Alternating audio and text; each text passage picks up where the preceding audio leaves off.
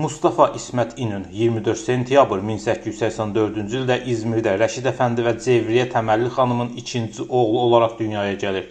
İbtidai və orta təhsilini Sivasda tamamlayır. 1895-ci ildə Sivas Mülkiyə Məktəbinə yazılır. 1896-cı ildə məzun olur. 1901-ci ildə hərbi məktəbə daxil olur və 1903-cü ildə topçu leytenant olaraq məzun olur. Hərbi akademiyanı birinciliklə bitirərək kapitan rütbəsi ilə orduya qatılır. O illərdə Türkiyədə yeni bir cəmiyyət meydana gəlmişdi. İttihad və Tərəqqi Cəmiyyəti. Cəmiyyət gənc hərbçilər arasında olduqca populyar idi. Bir çox gənc hərbiçi kimi İsmət İnönü də bu cəmiyyətin üzvü olur. Sonrakı illərdə bu cəmiyyət barədə bu sözləri demişdi. Gənc yaşda millətimə xidmət etmək üçün bu cəmiyyətə qoşuldum. Həyatımda üzv olduğum tək gizli cəmiyyət İttihad və Tərəqqi olmuşdur. Elə həmin cəmiyyətdə həyatında böyük rol oynayacaq biri ilə İttihad Tərəqqinin 322 nömrəli üzvü Mustafa Kemalla tanış olur. Birinci Dünya müharibəsi dövründə Mustafa Kemal Paşa ilə Qafqaz cəbhəsində korpus komandiri olaraq çalışır.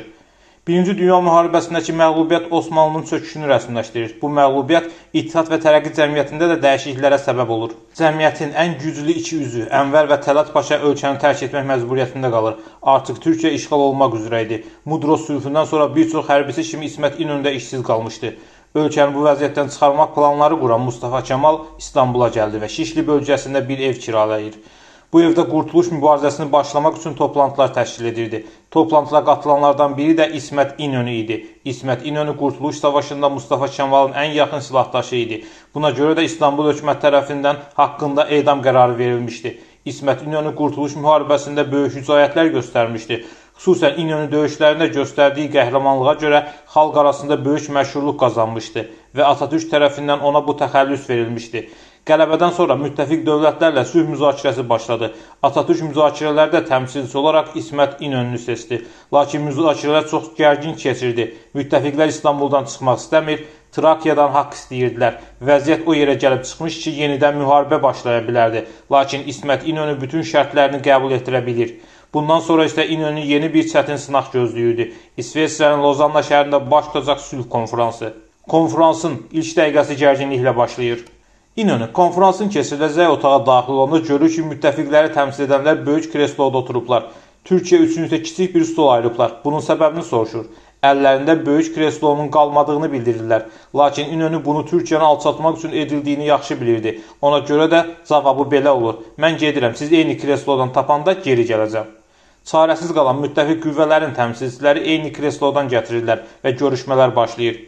İnönü Lozannada bütün şərtlərini qəbul etdirə bilir.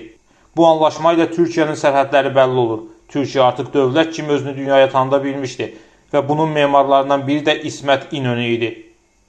İsmət İnönü Atatürkün ən yaxın adamı idi. Tez-tez müzakirələr aparır və mübahisələr edirdilər. Hətta bu mübahisələr davaya belə çevrilirdi. Ancaq hər dəfə kimsə araya girir və onları barışdırırdı.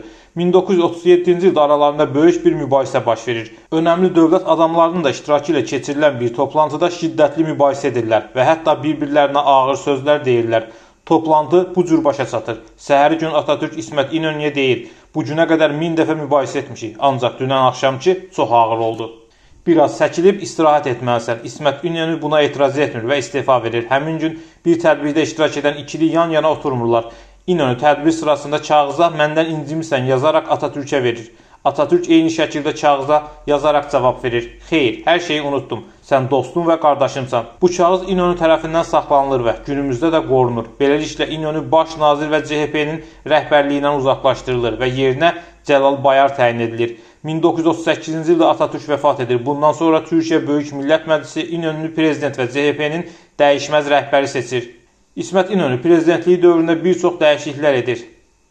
Ən çox mübahisə yaradan isə pulların üzərinə öz şəkillərini vurması idi. İkinci Dünya müharibəsi başlamaq üzrə idi. Strateji mövqedə yerləşən Türkiyəni hər kəs öz tərəfinə çəkmək istəyirdi. Ancaq Türkiyənin müharibəyə qoşulmaq üçün nə hərbi, nə də iqtisadi gücü vardı.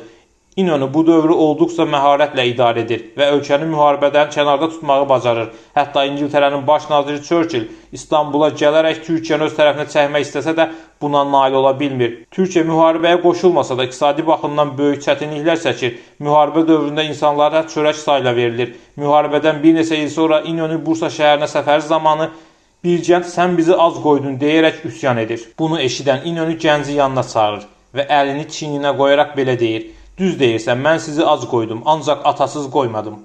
1971-ci ildə CHP-də keçirilən partiya sədrliyi seçkilərində İnönü gənc Bülent Ecevitə məğlub olur və 87 yaşlı İnönü siyasətdən çəkilir. 2 il sonra isə vəfat edir.